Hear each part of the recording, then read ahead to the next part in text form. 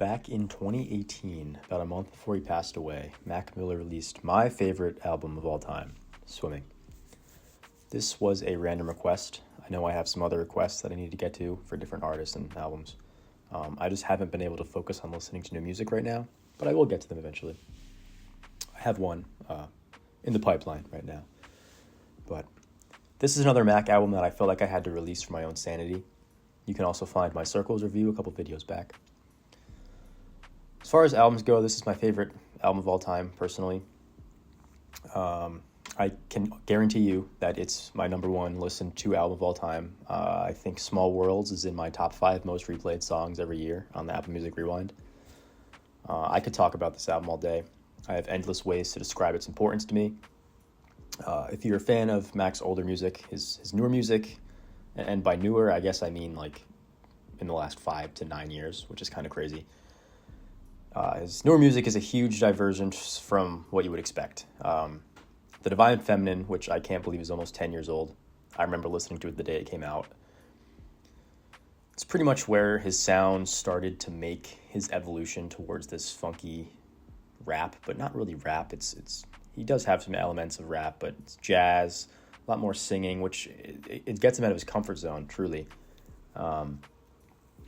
With more masterfully crafted and detailed production, he started working with people like John Bryan, Thundercat, John Mayer. I feel like every time I open Instagram, I learn some new hidden production credit that he has on some old song. It really is spectacular how much he matures and embraces his softer side in his recent albums. That's what the Swimming Circles combo was meant to be. It was a reflection of his life, both the goods and the bads and the very uglies. The album cover is really special too. I mean, it's just like, it's about this guy who he's been struggling to keep a public image, and he felt the stress of being in the spotlight. I think it really tells us how he felt confined and suffocated, which is a far cry from the ethereal beauty of the Divine Feminine. Each song on this album flows wonderfully into each other, and it paints a beautiful picture of the tragedies and triumphs he's gone through in his short, accomplished life. Contextually, this album came out right after Divine Feminine and his breakup with Ariana Grande, and you can really feel the consequences of that relationship in his words in some of the songs. One of my favorites, and a consensus hit from the album, Self-Care. He speaks on some of the demons he faced with his car accident, feelings of depression, anxiety, stress, things of that nature. But what I love the most about this song and some of the others is the beat switches that, to me, seem like they're him actively learning from his mistakes and trying to break from the negativity. I think Self-Care is a great synopsis of the album Swimming. I think that's, if you had to have one takeaway from that album, it would be Self-Care.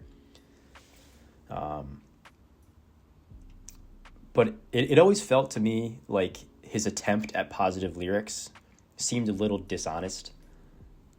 I don't know.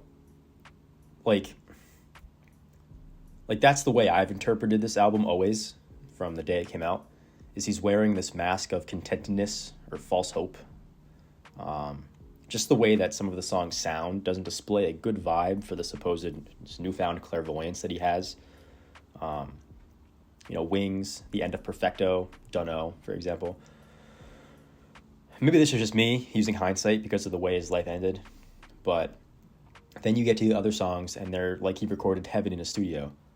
Across the board, his voice is raw yet gentle when he's singing. He dips back into his groovier rap style with ladders and some verses on Small Worlds. I could talk about Small Worlds forever. If there was one song that I was forced to listen to for the rest of my life, it would be Small Worlds. This is one of the only points on the album, in 2009, of course, where I feel like Mac acknowledged his weaknesses and accepted his flaws, and the tone of the song really emphasizes that. I just have such a great relationship with Small Worlds. It's been there for me for so many different events in my life. I love the beat switch at the end, the piano. There's a little exposition. You can keep your eyes to the sky, never glue to your shoes. I think the song, and there's other parts in the album where it's just full of great takeaways that you can apply to your daily life. Mac is clearly a person who struggled with his mental health and had a turbulent relationship with music, fame, and love.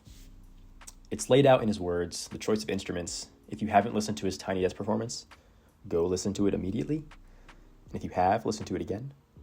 There's so much more raw emotion, which I didn't even think was possible, than you get in the studio version. John Mayer also did a great cover of Small Worlds in a tribute concert, which is my favorite cover of all time, my favorite cover of my favorite song of all time.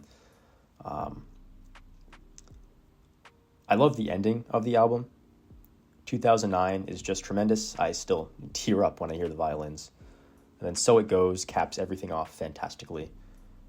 He really made me feel, when this album came out for the first month, it really made me feel that this was his transcendence into a new era. Like that this album was his way of coming to peace with everything that had happened in the previous years. And I guess maybe as somebody who also struggled during that time, simultaneously, I felt like it spoke to me more as my life was going on the same way his was. But I felt like, yeah, like I said, I feel like this is his way of coming to peace with everything. But depending on the day, it could also be a cry for help. That's how I've always felt about this album. It's really a based on what day you're listening to it. Your mood dictates how this album speaks to you. It's such a roller coaster of an album that makes you feel like every single emotion that humanly exists. The best way for me to describe Swimming is like waking up to a beautiful blue sky and sunshine after a stormy, overcast night. It goes without saying that this album is an incredibly biased 15 out of 10 with no skips.